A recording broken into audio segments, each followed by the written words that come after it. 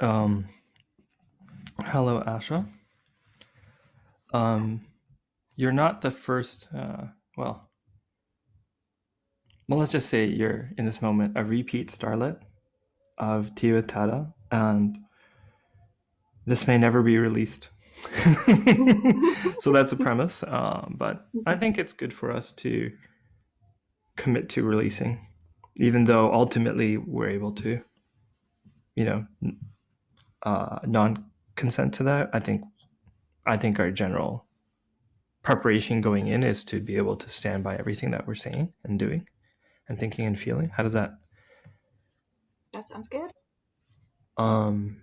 Yeah. Uh, I also think we need to be able to. Um, Hold on one second, okay? 1 second. Yeah, I need to shut my screen door too. Okay, yeah. Okay, we're back. Oh yeah, I just felt a woo, so I was like, oh, need to reset a little bit.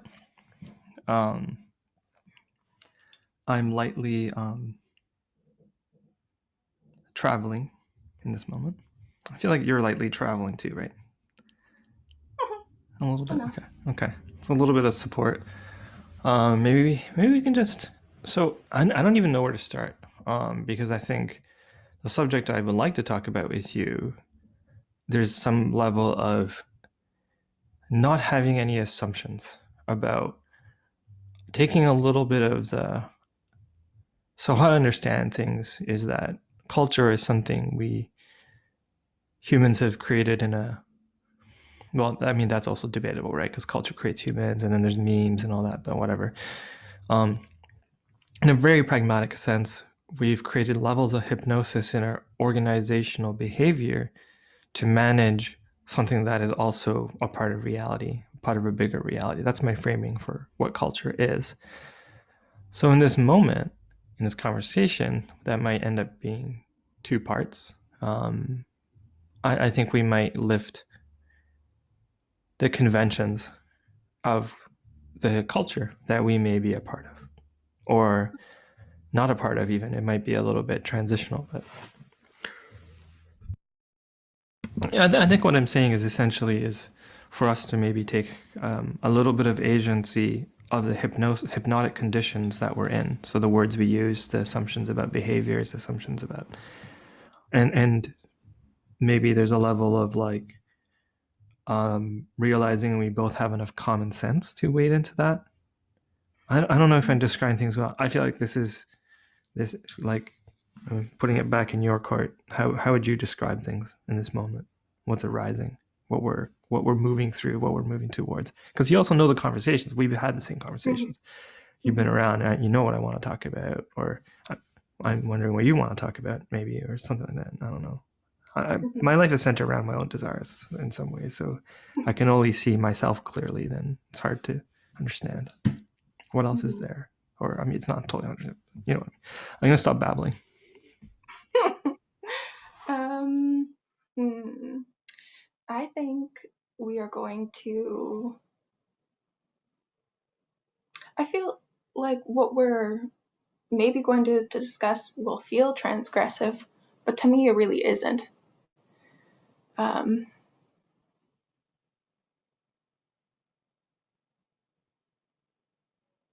there's a lot of ownership over what certain words mean, and I think it's fun to try and take some of that ownership back or poke holes in it and let it be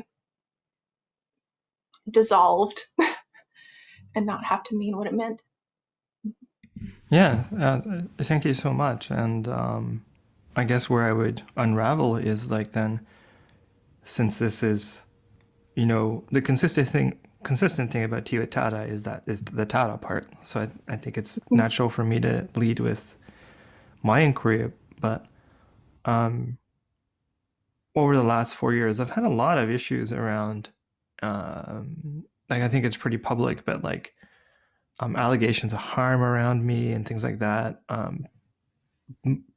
Like the content of that, people are welcome to read my blog. It's the content mostly is all there. Um, but what it really has done, it's been a really important period for me to reflect on how humans navigate relationships with each other, especially around intimacy, which isn't it, that's not necessarily just sexual, but um, so for me to um, I've been realizing the more and more I've been talking about memetics, which is the idea that that ideas are living beings, and my paradigm is that the sexual or experience, sexual erotic sexual experience, I'm going to hyphenate that, is about the transmission of memes to each other, the transmission of knowledge, whether that's energetic information, whether it's concrete, like different layers of information between each other, and that's what we're all doing all the time. And so there's some kind of sexual component, you might say, in any given interaction. And that might not be physical. Like when you're listening to a podcast, you're like right now, like if you're listening, you are having an erotic sexual experience on a knowledge level or an information level. And that's how I understand it.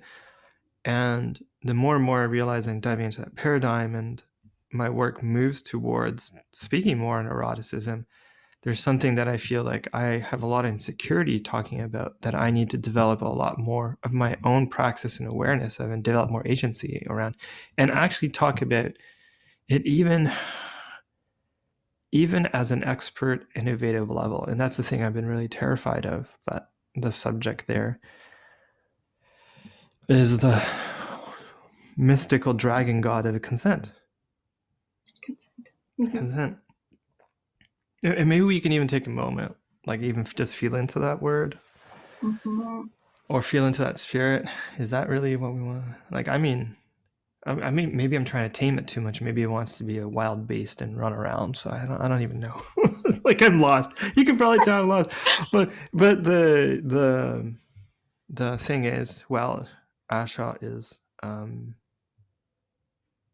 what is Asha in relation? Like, and I almost like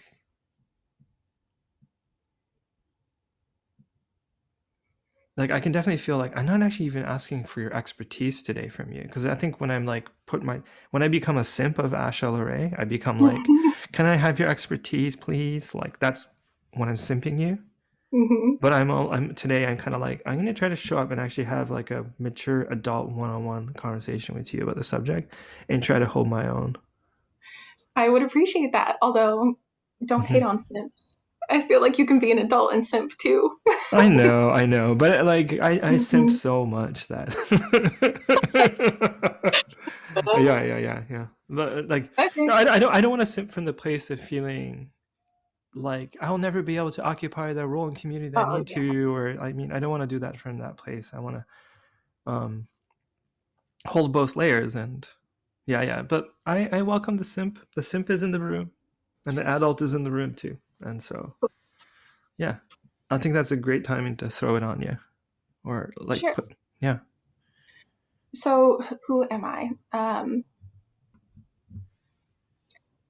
I'm a student and an educator or teacher.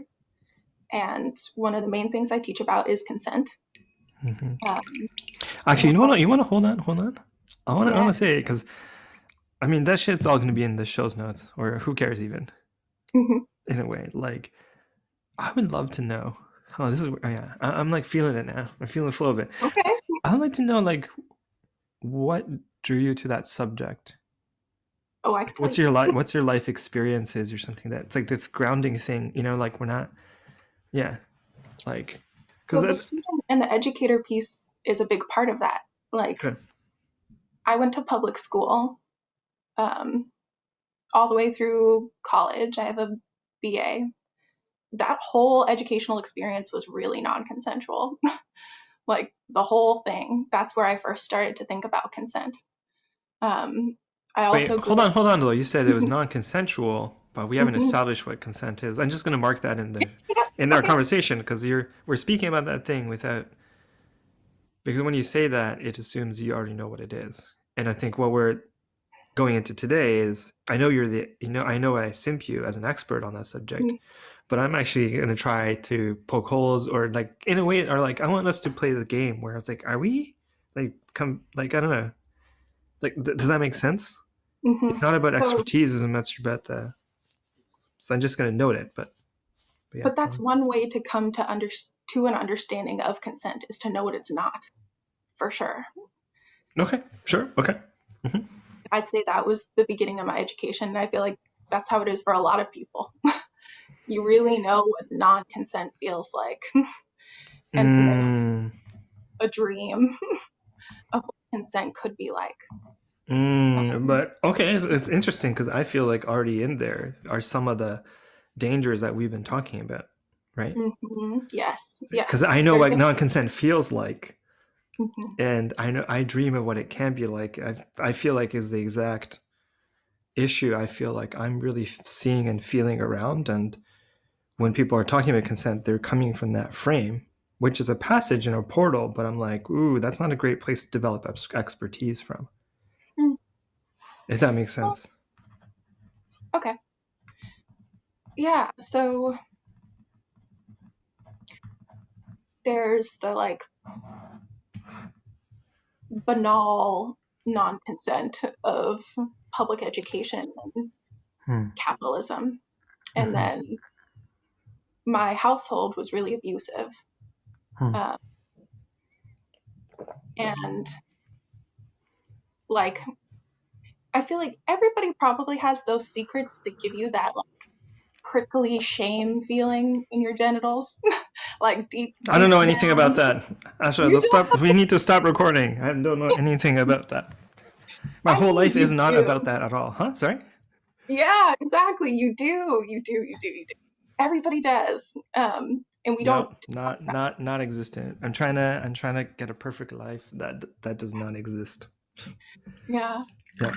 Oh, it's like when people talk about releasing their trauma. I'm like, where to go? I feel like it's even more prickly and intense deep down in Right. your. It's like you just I just like came at all that. Well, where did the cum go, dude? Oh, it Yeah. goes somewhere. There is no Right, right, way to throw anything to. It all right. just stays here. Well, it's actually how we treat the earth, and it's like I just took a shit. It's like, well, Mhm. where did the shit go? I don't know, right? I think it relates. Yeah. It does. It all does. Oh fuck yeah. Oh no. We're wading in shit into this Yeah. conversation. I mean, I think this touches upon a little bit of what we talked about earlier, without getting into any of the details. But it's like how certain people's lives become outsourced places where we put like we release our trauma, but then it lands on somebody else to process, and certain bodies had to take that on, and then certain bodies had to take it on, and then there's like a whole chain reaction, and that might not even be solvable as part of the scaffolding, right? That we're talking about, but yeah. So like, yeah, that's what growing up in an abusive house is like.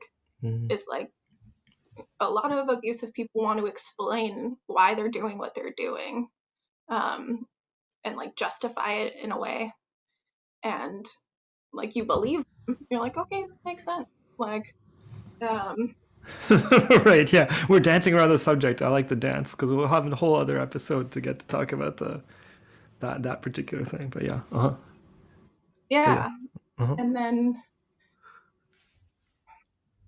with time Yeah. and distance, you start to like put pieces together differently. Mm-hmm. Um, and so for Yeah. me, that started happening. The other piece to all of this is religion. I was raised Southern Baptist, but not in Oh, the South. right. Okay. Um, Yeah, I think I remember that. Oh yeah, and yeah. for reference, folks, Asha's actually been a previous client of mine, Oh only yeah. like a few years That ago. too. So our relationship has really Uh-huh. changed, and also was as a student of the first cohort of the art project that folded. That was the Rituals Justice School. So they've been a client and student of mine. So this is also like I think interesting information. Mhm. Yeah, cool. I think so. Yeah. Um, yeah. So I'm trying to figure out, even for myself, how did I get here? I'm not very old, but things get farther away. Um, Yeah. so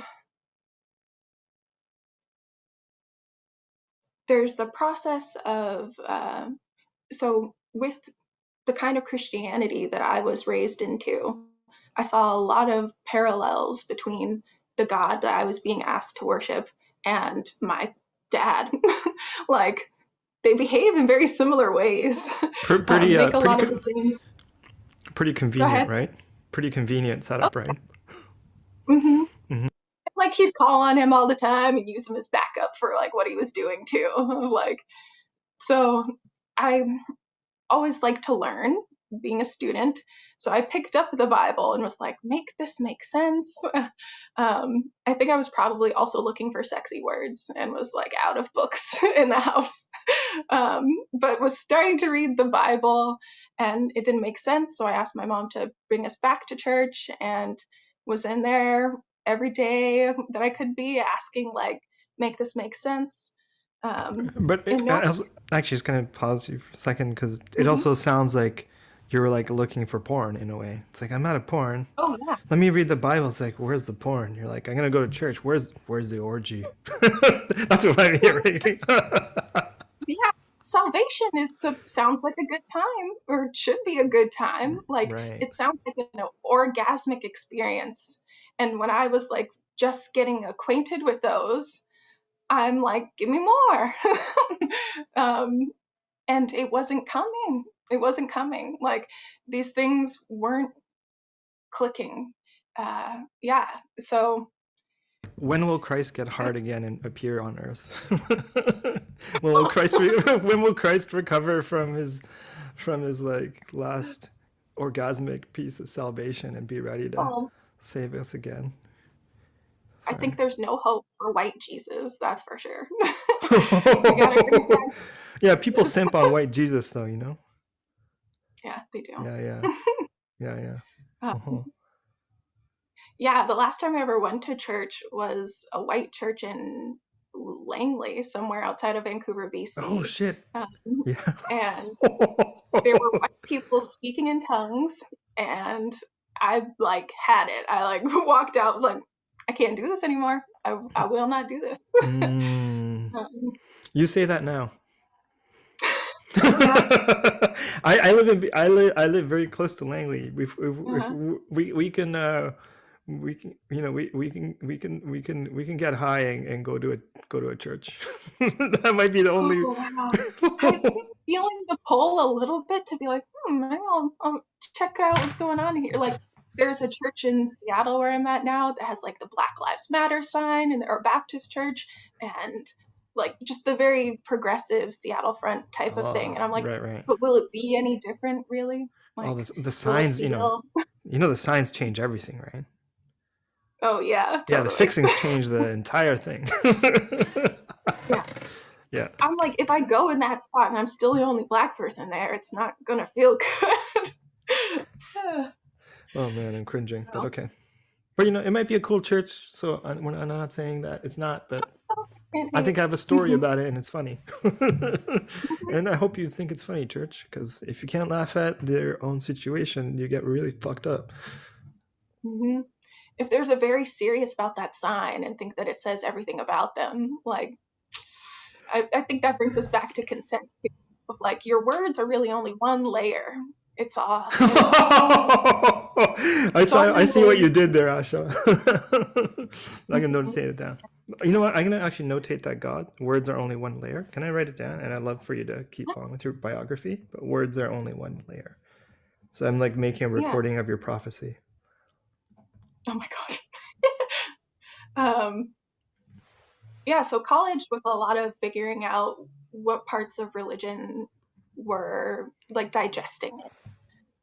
Hmm. And I think because of how attached I was to religion, like, Hmm. I stayed in an abusive relationship. Like, I thought I had to marry this person. Oh Um, wow. yeah, it was rough. Like with a human um, being. with a human being. Okay. Yeah, my first ever sexual partner also assaulted me. And so like, and I thought I had to stay with him. This is in college. Like, this was in college. Yeah. Mm, wow. And also he was a staunch atheist, and a big part of Mm, um, the relationship was he really prioritized logic over emotion and mm. anything that words above everything. That's what I always look for when I'm going on dates. Oh, yeah. Well, in some ways now I would say that in a weird way now. I look for intellectual playfulness now for sure. Mm-hmm. Yeah. Yeah. Yeah. Not enough playfulness. No, no, no, no. He Yeah. liked games but wasn't playful. Right, It's right. Yeah, yeah. interesting. Like he likes winning. Yes. Yeah. Yes. And so Yeah. that's what consent becomes for a lot of people, of like a game and how do I win? How do I get what I want? Like using this, and that's It was interesting. There was a conversation in the team room that was about that, and we were talking about that, but how okay, this is how I've experienced this. I'm interrupting your biography, but go. I just wanted to like.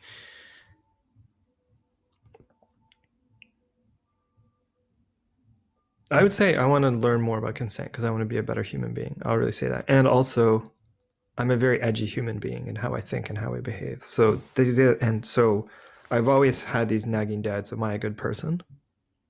Because I'm always kind of exploring the trash of humanity's brain in a way, or at least that's how I feel. But I also really want to be a good person. So these like polar attachments they're probably helpful in one way, but also really um in terms of self disintegrating, fragmenting. And I think everybody has this. I'm just a fractal, right? So like whatever.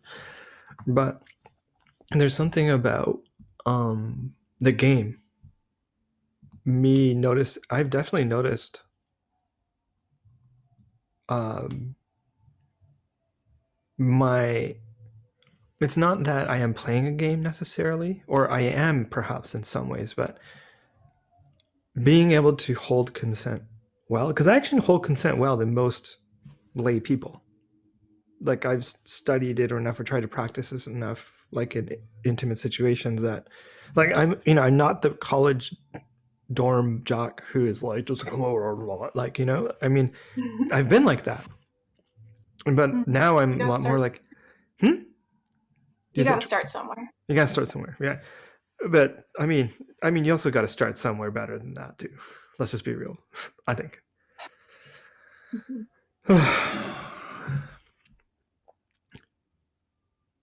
Actually, I just having a moment. I'm really sorry to hear that happened. Yeah. See, the other thing was I also did not behave well in that relationship. Like I did not understand consent either. Right, right. Um, So you're both you in the talk same about paradigm, right? In a similar, mhm. yeah, that's true. You talk about worrying whether you're a good person. Like at a very young age, I decided I was not. Like, and that Mm, Christianity told me that, school mm, taught me that, mm, my family taught me that. mm, And I lived in a room with all of my sisters, three sisters, mm, for most of my life, and we'd talk every night. mm, And one favorite topic of conversation was like, "Are we going to hell?" Um, and mm, like the only way we could get to sleep was to be like, "Well, if I am, then that means you are. You all are. I'll see you there." mm. Solidarity. That's like true Yeah, solidarity. We're all going to hell together. It's like true solidarity. Actually, it actually. really actually is. We're all getting to heaven is not a good one. We're all going to be saved Hmm. is really bad. But I want to come back, okay, because it really hits on something what you're just saying there. Well, one for sure, when I've had like, hold on, the microphone's doing weird stuff. Um, Whenever I've had things come up for me, it's definitely the paradigm, the relationship itself has been an issue. And it's also Hmm. interesting who has more power in the relationship, even within that paradigm and all that. But the thing Hmm. I feel like, and that gets too complicated, but for me to talk about a lot here, but what I've definitely noticed in trying to be a better person and also wanting to be in intimacy. And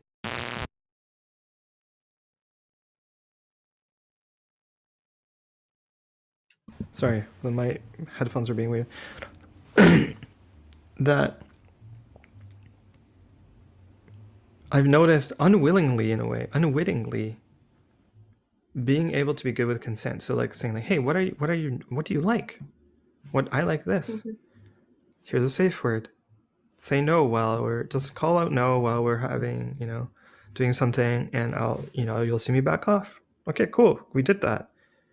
Um, what you know what I mean? Like having all that in place, and even after there, like consent is not perfect, right? Because as you always say, consent is not a perfect thing. Don't expect it to be perfect. That's like the first mistake.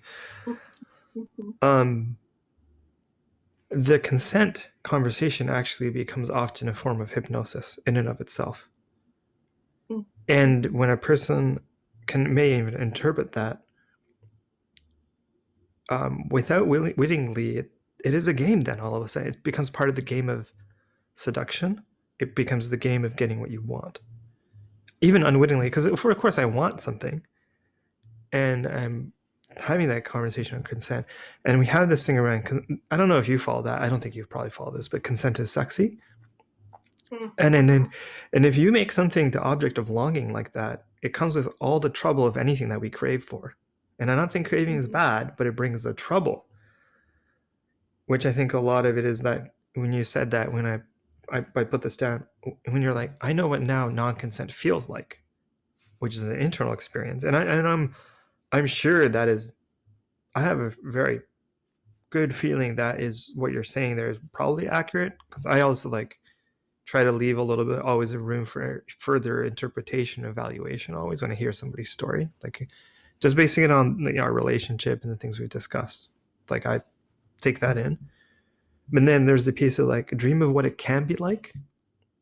Mhm. And so that conditioning, what does non-consent feel like, and dream of what it can be like, for me creates a lot of the conditions for then a consent conversation. Let's say somebody like having one, it could feel like salvation has Mhm. arrived, and the attachment to that, and this whole idea that consent is sexy. Now I'm being turned on by this consent thing, and now fixated as an erotic object of desire, Mhm. brings in all the trouble I find, because I found, I guess, in my experience of navigating relationships with people and the troubles I've had, I notice, and really reflection, is that actually not necessarily the, it might even be that I'm not good enough with consent, but like good enough to put me in trouble, but not good enough to get me out of trouble.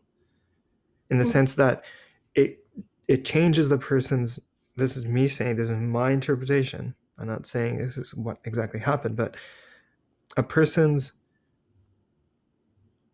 it getting something that all of a sudden you were longing for your entire life, and finally maybe somebody offers you a safe word, was willing to have conversations about likes and all these things, it gets you into this very high state, highly enmeshed, like state of high vibration, very high vibration. Mhm. And the fixation to not come down from that state, any disruption to that state, and being really vigilant about disruption there, actually, um, because that's the whole thing about expecting perfection out of consent, and it's like a problem the first, as you talk about.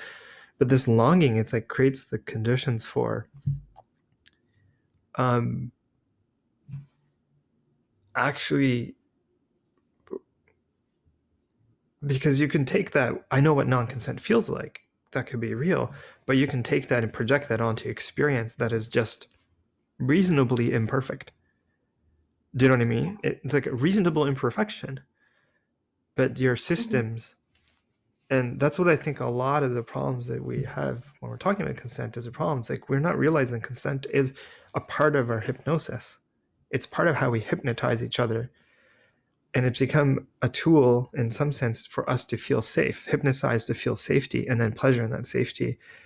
And I think that's Mhm. a quite dangerous route to go down, Yeah. especially when you're talking about a world where, like I'm a man of color. Hmm. I mean, I can't even imagine what it's like to be a black man. You know what I mean? Like, that is not a safe world to be in, where imperfection is natural to me, but the expectations I gain by gaining a skill that I'm supposed to be able to offer back from my position of power and privilege, like do my part. The thing that I'm trying to do my part, actually becomes the thing that loops me into the next cycle. And then, like, there's like a real, yeah, there's this like, yeah, black and white kind of binary trauma thing that happens around fixation to that.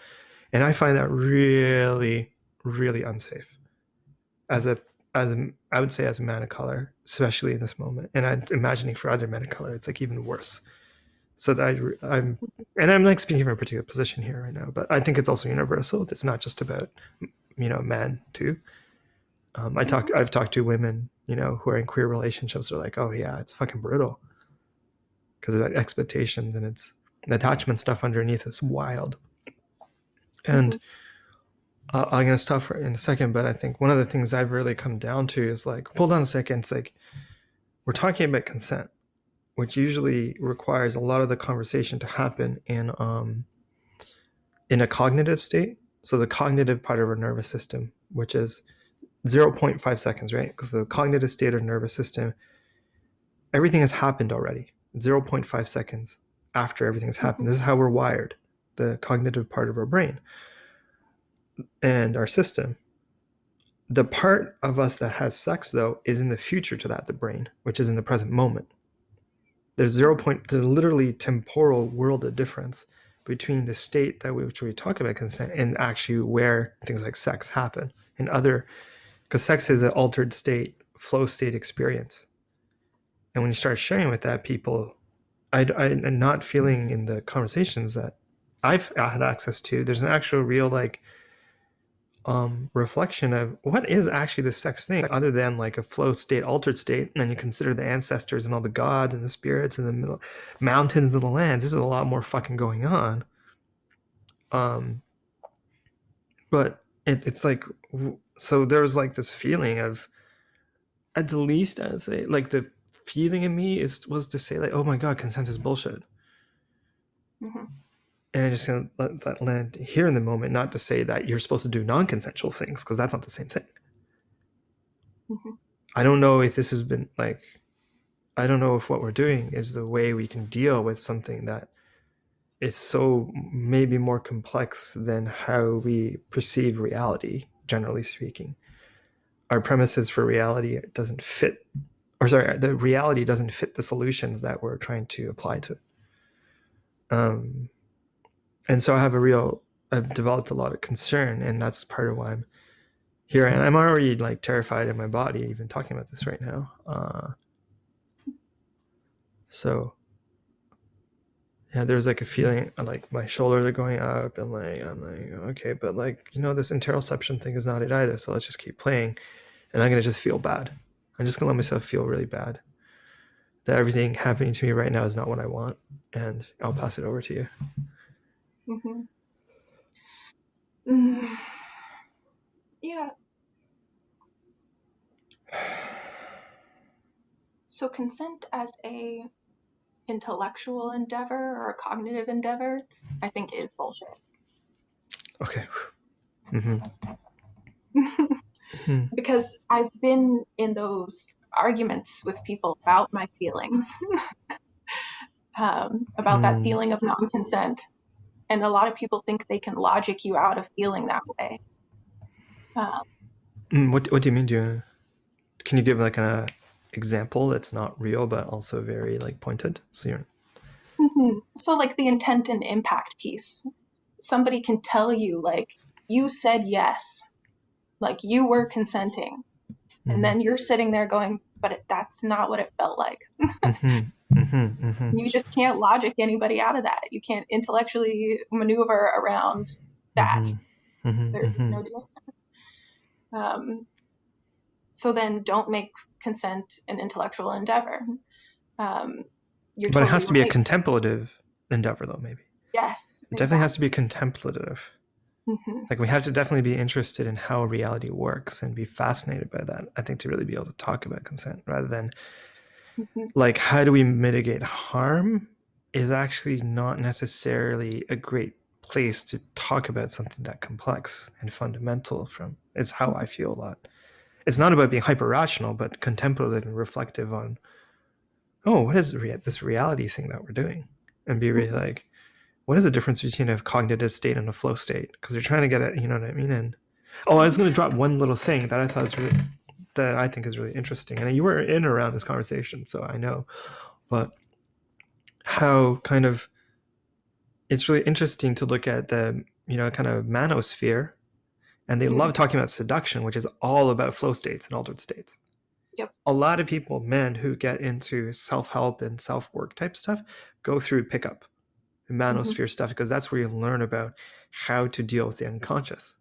And so I often find then you have this whole other culture of people who are talking in consent, and they're like what it feels like and the dream of what it feel like.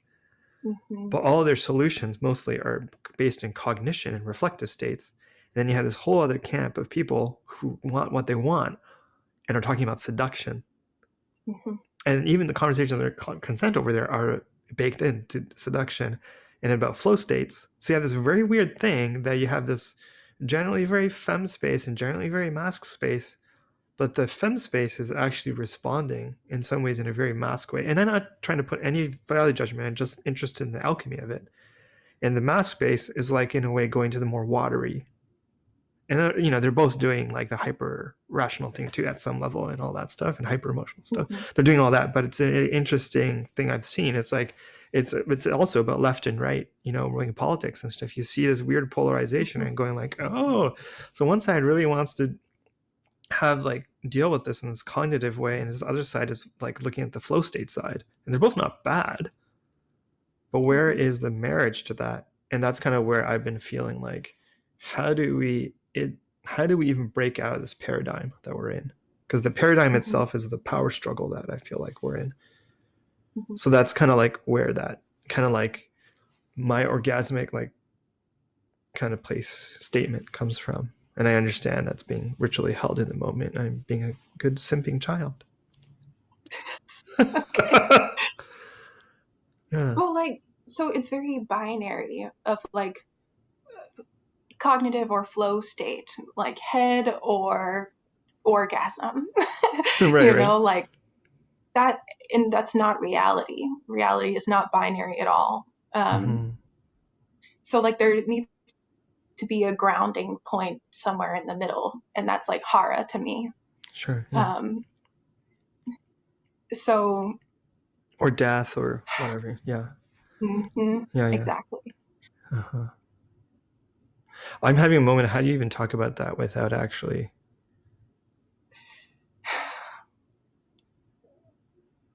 Like having an initiatory experience first. Yeah, yeah, or even just can we Exactly. do what would be like a mini initiation that would take a minute right now, like a small enough piece that can hold the conversation together for people who are listening? Because I know you, but or I mean, I'm getting to Hmm. know you, but um, can we drop into our can we drop into death for a second? Hmm. Okay.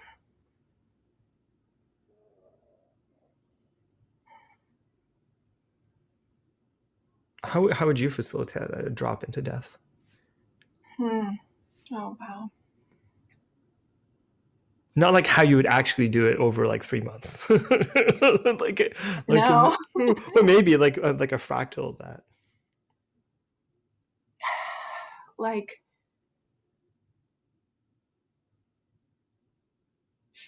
so in this consent conversation, Hmm. like imagine trying to teach a high schooler about consent, because like they needed it way before, but like now they really need it.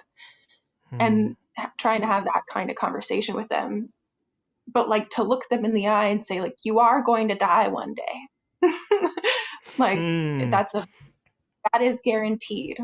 Like Can we these can we say? conversations about safety. Go ahead. Oh, no, no, no! Mhm. Sorry, I was like, hey, I found something. I found something, mommy. Found something in the trash. No, no, no, not the trash, but like found something in what you said. I'm like, ooh, I like this thing. I was like, what are you cooking? That's how I feel right now. But that's in like. you said death is guaranteed, something like that. Yeah. Hmm. I had a whole Instagram thing that said that, crystallized that. Was it? What is it again? Oh, yeah. What do you say? It's Well, like, I was talking about risk. I was saying I don't want to be safe. I want somebody to hold my hand and risk with me. right. Like, death is guaranteed, safety is an illusion. Like, Okay. risk is inherent to life. Mhm. And that's what I needed to be told at a very young age. No, let's give the, can we give the readers, the Give listeners, it to that spell, like as a spell, like those, that them. prophecy, like very clean, because I feel like they need it, and to be able to sit with that, Hmm. because I sit with that all the time, a lot of the time, but I think it might be helpful to like give them that prophecy and let them have space to like integrate it for a Hmm. second. Life is not safe. Death is guaranteed. Yeah, any kind of safety that you find is an illusion. Like the risk is always there. You, like whatever is keeping your heart beating right now, there's a risk that it'll just stop. It'll just stop. Like, and that's not unfair. It can feel unfair right now. Like we could maybe touch into that feeling of non-consent if you thought about that. Like how unfair would that be? But that's what it is. And there was that piece of your, like what you want, what you said, what I want. Mm-hmm. I'd love So to hear my that. dream of consent is not feeling safe. I don't want to be lost in that illusion. I've yeah spent too much time arguing for it, and I give up on it. Mm. I want somebody to hold my hand and risk with me, and if we fall, we fall. Like, mhm.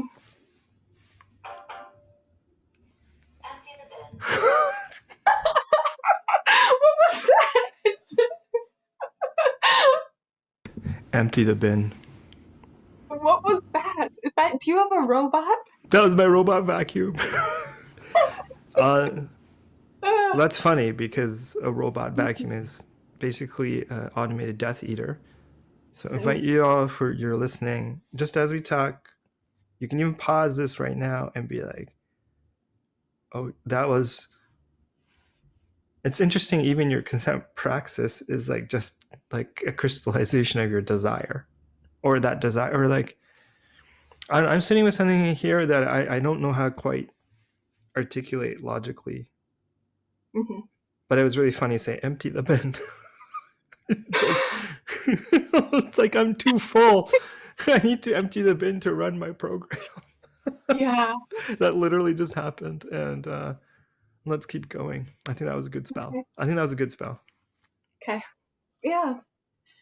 That's my consent Mm, praxis, and so it's a death practice. Like it can't mm-hmm. not be. Right. Um, Because I guess like this is the thing. What I feel like is like, I wonder, because this is how I've been looking at it. It's like, and this relates, but ooh, I'm getting weird shoulder pains right now. But like I've been calling my work healing because other people call their work healing, and I thought my work was healing. And then more and more, I'm moving towards that. You know, that high schooler that didn't get that conversation. So you're talking about consent to somebody who doesn't understand maybe their relationship to death. So it's, you're kind of like, they don't understand their relationship to safety. They don't understand their relationship to body.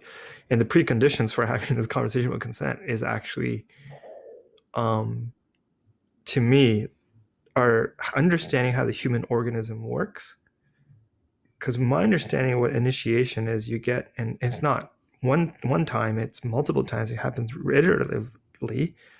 You get exposed to your relationship to yourself and your mortality in a very mhm, raw way, and you get shown things about how the world works. And the initiatory experience is like you knowing this about your body and the people around you, all the experience of our ancestors that mauled each other, that raped each other. We're talking like animals, right? Like hunt down each other, kill.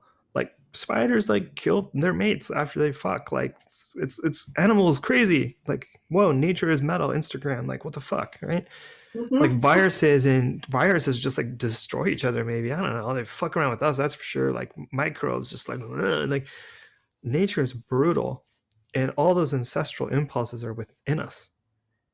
And as humans that are like have an extremely paradoxical existence in terms of risk and belonging or feelings of wanting connection and soothing, and then also the risks of that, and us being like these beings that really vibrate. I'm like, fuck, I really need to connect with you, but I'm also scared of it because I know you might fucking kill me.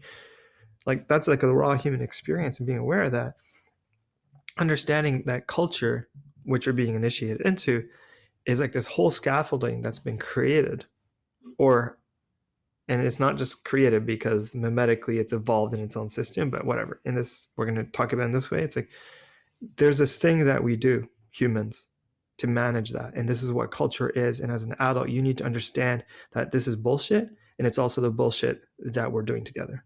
Like you need to understand that, Hmm. because if you do not, you are not fit to be hold power in our community as an adult being. That's my approximation of what initiation is, and consent is a part of that. My understanding is a part, like consent is a part of that conversation of scaffolding, and obviously it was been terribly handled throughout history. So this is like very obvious.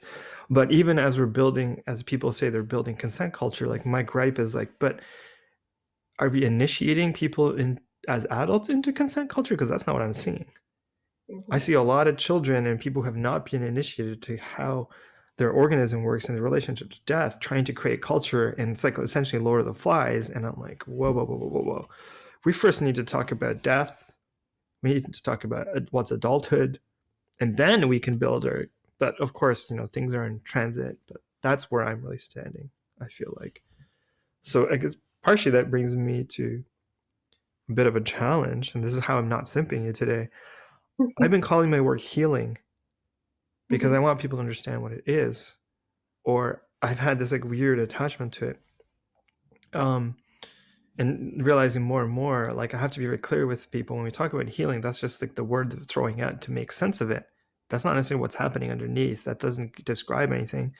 I'm much more leaning towards like, hey, you're in an initiation process that you didn't know you were in. Let me help you sort it out and be a more responsible human that hopefully gets to have more experience of eroticism and die well as it can. And like clean up your mess a bit and your ancestors mess a bit. And have some good food while you're at it. You know what I mean? Have some good food, have some good fucks. If that's your preference, and watch a TV show or two. But I've been wondering about even using that paradigm. Like I've been using the healing paradigm, and it's bit me back because it confuses people. Because if people think it's something else, and then bring in those assumptions of what it is. So I do wonder if you're talking about consent, but you're approaching the subject from a radically different perspective. I think my experience or my is that somewhere there might be a tension where you're like, I feel like maybe like, oh, maybe consent is not the right frame.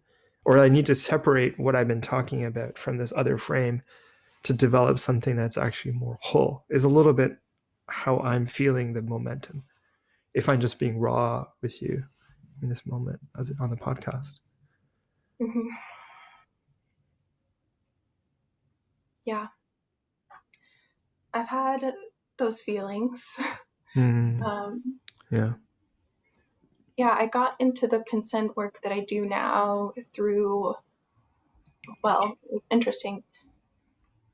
Around the 2016 election, I got Mm, involved into some political activism in mm. Seattle, and it was just a mess. I was like, Mm, wow, good luck. mm, um, when the just like interpersonal relations are so poor and the skills aren't there and people aren't mm. like adults, like good luck coming together as a community to make any kind of social change. Um, Yeah. um, Uh-huh. so I was like, well, that doesn't abdicate me from my felt sense of responsibility. Um, Mm, and something that I'd always wanted to do was to work with domestic violence survivors. I've been in and out of mm, shelters as a kid, and some of those adults were like the first adults that treated me like a person, um, Mm. outside of like my mom. So I started volunteering with a domestic violence agency and co-facilitating a support group. And I've been doing Mm. that for years now. Um, Mm. and when I talk to those women, like, first, it made a lot of, it's eerie to find out about the dynamics of abuse and how, like, it's just the same. It's just the same things over and over and over again. Mm. Um, and like, now there's a lot of Instagram education about it, but like DV agencies kind of used to be the spot where you'd find out about it. Um, and Mm. I think that that's an unfortunate shift of people learning about abuse by talking to other people that have experienced it.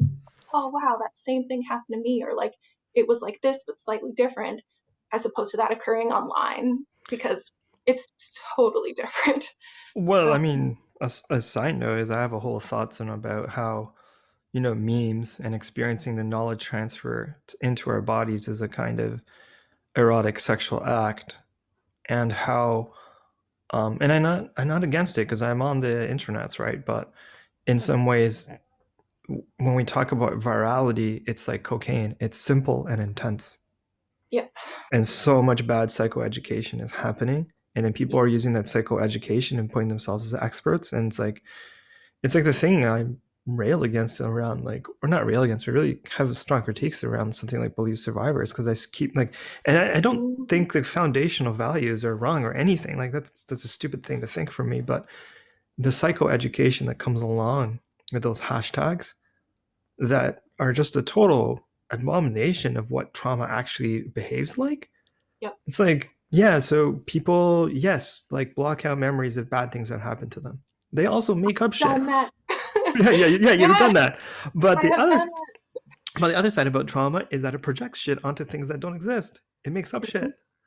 Hmm. Like, and it also, it's like, so yeah, there's lots of memory, and there's also false creation of memories, and also there's something called what we call personality disorders, that people lie, like literally, and so this whole mimetic sphere, or this simple, intense version of that meme of Believe Survivors, has created this field where, like, all that stuff that's been removed, it's kind of like refining a sugar, right? It's like refining sugar, it's like refining a grain, all that stuff. um there's just like this gut rot, and it's like Hmm. there's yeah, it's like such terrible psychoeducation that's not any semblance of reality, and it's actually very basic. Hmm. It's even basic trauma knowledge, and somehow now you have experts that don't have even basic trauma knowledge, because it's very Hmm. basic. Trauma makes you project shit, and trauma also means you might forget shit. Very basic, but it's been like intensified and simplified like a refined sugar, and allowed to like circulate in a way that's just like On the internet, on the because internet. when I'm in these groups, the women get it. Like, Right, and that's I, the other yeah, thing. yeah, okay, that's very humbling for me to know, because Hmm. here I am hooked up on the internet, my head's like in the screen, and going like, No. why does everybody not get it? But it's like, it's, I feel like it's a lot of like when we talked about like dynamics of around DEI culture, and stuff like Hmm. that. It's like the people on the ground get it. People on Hmm. the ground get the politics and all that. But yeah, Yeah. sorry, yeah, keep going. I know you have a hard stop soon, cutting out soon, but I'd love for you to Yeah. like Well, the and Asha ship. on Believe Survivors, who is a survivor? Like, that's like the first tactic is any abusive person will claim survivorhood. Like, they will do that. And then why couldn't, Oh my god, Asha. The Pandora's box. Holy shit. Okay. Right. and like, But yes. because that's a reality that a lot of people that have abusive behaviors have been abused themselves. Right. Like, that's a reality. Um, But I think and what you're then, pointing out there is like, but that's actually a characteristic of abuse, is that they would claim abuse while they're abusing. yes, that's That's baked that's what a in. lot of these women come to a group for, is they're like, I was told I was abusing him. Like, that's Oh so common. shit.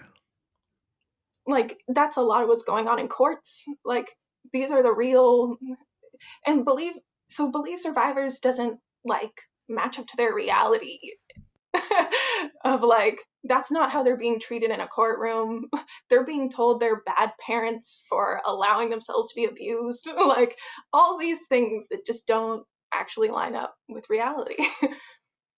um this face Tada is making. No, I like so. If you're on the audio, you might not see, but I have a tapestry with kind of this kind of explosion of bubbles Mandala. and shapes, and I was literally watching myself have like a meme orgasm of like, oh shit, like my reality being shifted. Like that's what's actually happening in those circles. That's what the conversation is. Mhm, That's mhm. it's just like you showed me a piece of reality I didn't know before. I'm having a mimetic orgasmic experience. So I'm gonna go back to that, and you can just keep talking as I do that. I'm literally rearranging my body as we talk. So that's what I'm gonna do. Yeah. And then they're in these groups asking like, is my behavior lining up with what I am experiencing? Like they are constantly questioning themselves of like, am I making shit up? um, like, am I projecting something? Like, and you work it out in a group and you come back to something later and you might say, yeah, I was projecting in that one case, or, but no, this time I'm spot on. And it is a skill that you build over time. And like, in that group, nobody's going to deny your reality, but they're going to speak to theirs. And that gives you a bit of a clue. Like you crowdsource reality, I kind of think. And like, and that ties to consent. So that's where I started to think about consent more clearly.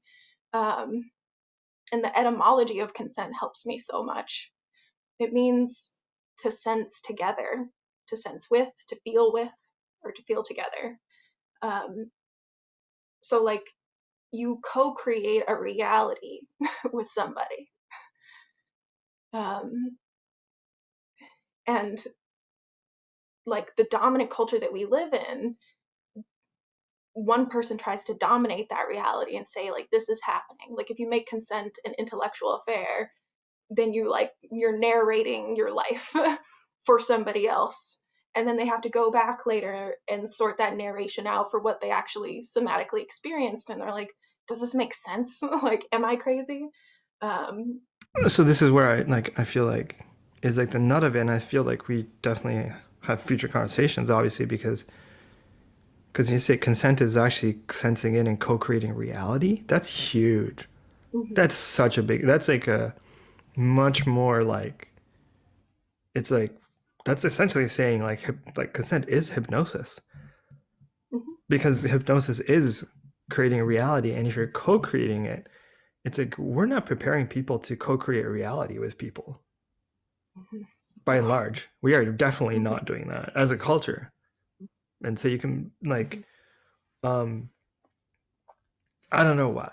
I'm in like a post-coital. I'm in like my maybe I might be in the second orgasmic state, but I don't think I'm quite post-coital yet. But um, co-creating reality together, Mhm. because then my questions around consent have been like, what are the assumptions that are in place if you're assuming that this thing that we're doing together is co-create reality together and a reality that we play in together, like something that I've been thinking about this consent conversation where it gets like really hairy and I think frankly like a little bit like really off track. Um I think I think in a most spiritual sense, my assumption is when we're having sex, we have the responsibility and all things that are sexual, right? And all things that are erotic. When we're doing that together, the baseline assumption is you have the responsibility to have the skills to co-create that reality in a way you have agency. The responsibility is always there. It's almost like we don't have the capacity to take responsibility, but the responsibility cannot be outsourced onto another person is how I really feel about it. So it's kind of like there's a point, it's like as a therapist or something, for example, like when I work with people, there's always this assumption that I'm supposed to be ultimately holding the lack of capacity of the other person to meet that responsibility of co-creating reality together, Mhm. right? This is kind of like and that actually repeats the attachment dynamics of parent child. So Mhm. there's this like reparenting thing that's being asked from me, and I'm kind of like, I don't feel that that is actually a great paradigm to be working with without actually explicitly saying you actually right now have the responsibility to be an adult, even though you don't have capacity. They're not the same thing. And you cannot run away from that responsibility. And I'm going to hold you to that responsibility. Although I can help you meet and gain capacity, your responsibility is not mine. Yep. And that's something that I really need to, yeah, go on. Yeah. This is why I love kink. So when I I, first, I mean, I don't know what to say, but I'm just gonna. I was like, this is why I love kink. I was like, no, there's no kinky people here. no, no, I'm just kidding. Yeah, no, yeah, like, go. so Right. the consent work I started to do was Mm-hmm. based in kink community at Mm-hmm. first. Mm-hmm. Um, and like, it's such an interesting parallel to like talk to DV survivors and then talk to a group of kinky people about consent. And like, Right. so That sounds after, like a trip in and of itself. Yeah. Yeah. Uh-huh. um, Mm-hmm. and I've been doing that for years. And with kinky people, there's more of an explicit understanding and communication about the fact that we can play around capacity. Like we can play with that, but the responsibility is there. And like, Hmm. because Interesting. yeah, so when you talk about parent child dynamics, Yeah. that power dynamic of why do you need somebody to reparent you? Mm-hmm. Like you are an adult, that is your responsibility. You might not have the capacity, and you can play with not having that capacity in a way that actually gives you capacity. Right, Like right, right, right, over right. time. You can play This with not having it to gain the capacity itself, actually, but you have yes. to realize you're in an autoerotic process then.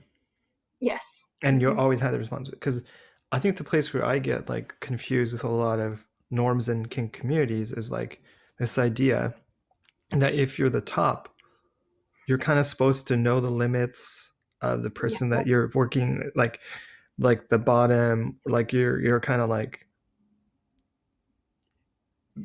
and that assumption to me has been a little bit Hmm. like, wait no, no, no, no. I actually don't think that's an okay um depiction of reality if that's the case. Let's say if the person who's bottoming or subbing is new, Hmm. that doesn't mean being new doesn't mean you don't have the responsibility at the front door. That Hmm. wasn't taught to you, and the other person is not actually responsible for your responsibilities. So I think I don't know if that's always true what you're saying in communities. In my experience is like how it's formed. It's like I don't think people who are senior necessarily have the responsibility to like be the parent of the people who are younger at the thing, and especially in the cultural frameworks that we have, I feel like there's a little bit of displaced responsibility there.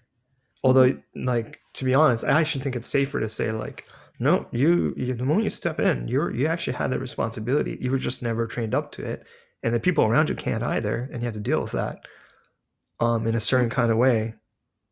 I Hmm. feels more raw and honest version to me of that reality. How you, Yeah, I mean, there's plenty. I mean, that's why I teach in the kink community. mm, They still need education and mm. I practice. like that. You just like top the entire kink community. I love it. A little bit. Hi, man. Okay, that was my second Um, orgasm. Asha just topped the entire kink community, and she talked about it. Cool. Okay. and like, but a part of what there is an understanding. They do know that they need a culture around consent. And Right. They do the know culture that. that they have around consent isn't it, like what you're describing. Right, right, right. They They know. know that, and that's like better than a lot of non kinky people. Right, right, Um, right. Like they understand. Right. So the next iteration. Right, right. All right. But go on, go on. Sorry. Also, just like an interesting aside, I feel like Hmm. the consent is sexy kind of campaign that went big in like colleges, especially, that Hmm. pushes a lot of people to kink because of limits and like, Mm. Oh, so that's mhm, fun. yeah. I mean, I'm totally shitting on it at all, but I just think consent is sexy. We have to realize, people are building, like, it's like anything. It starts off as like something to address something, and then it gets taken up and it becomes really popularized, and then people build businesses off of it, and now they don't want to change the paradigm. And then now you have people like, oh, now I'm going to teach consent as a sexy thing, and like, look at this, I'm like a, consent wizard, and like whatever. But it's like, yo, like anything that we think is sexy, we have some huge attachment relationship issues around it, and now all of them are coming up because you made it sexy, which is cool. I mean, yeah, consent is sexy. It's like one of the sexy things. It's also kind of unsexy, and it's also like, fuck, man, you just turned that into a real like, or it's not you just turned it, but it's mutated into something we have to deal with. Mhm. Our attachments and cravings around Mhm. consent Just the itself. idea of it itself, I think, lowers people's capacity to like actually engage in a consent practice of like the consent is sexy meme Right, lowers right, their right. Like the most hashtaggy version of it. Yeah, yeah. yeah, yeah. Because it's like, okay, my Hara is saying we're out of time because we need to debrief like 1 minute before you go. Yeah. So it's like, not every sexual encounter you have, sometimes you just have to run out the door, right? You know what I mean? You're like, I just came and I got to get out of the door and got to go to work. Love you, bye. I feel like this is like kind of a Yeah. little bit like, usually I like to sit like, then you can like lay around and watch TV and like, oh, well, that's how usually my podcast is. But I know we have a hard stop, so it's like, I feel like it's like, Asha, would you like to come over again and make tea I would love sometime? that. Thank you so much. Um, yeah, real blessings. And let's have like a short chat before you have to go. Sounds good. Yeah, off camera, guys, off camera. No boner footage.